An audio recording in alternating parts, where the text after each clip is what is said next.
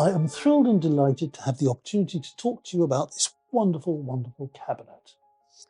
Now, this was made by Gillows of Lancaster in about 1790, 1795. And we know this, and I'll explain how we know this later. It comes in three sections: the top, the middle, and the base.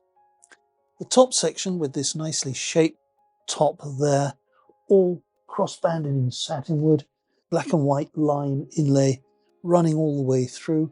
And you have the same on the drawers here, and the same on the center section, and the same on the base, which tells us that this was made by one man working on all three sections to produce what is a wonderful cabinet.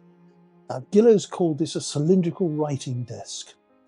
And in the top part, we have these little cabinets, and the drawers are all beautifully made, wonderfully dovetailed front and back. Two little drawers to the frieze there, and another little cabinet on that side.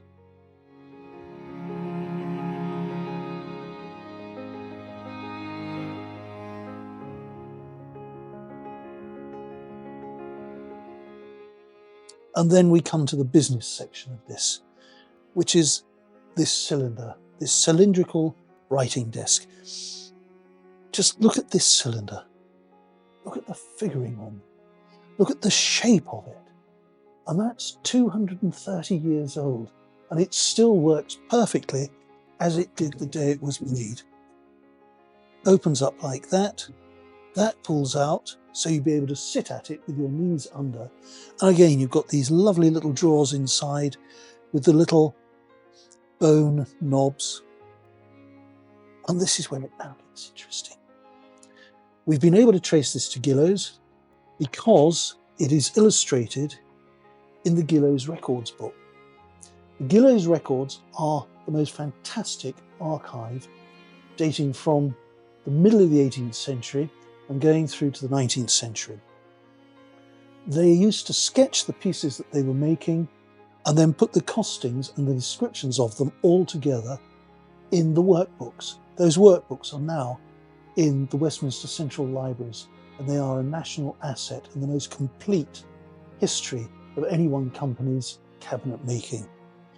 And we're able to see that this is the cabinet that's described in the sketch by Gillows. Interestingly, the doors on this to the base part look as though they're made of wood, except where Gillows himself has written on there, wire.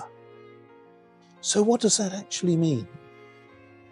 It means that this is the original wire as described in the Gillows sketchbook. And in the base, we have just the cupboard there with the silk backing to the grills and two drawers here in the frieze with the original handles again.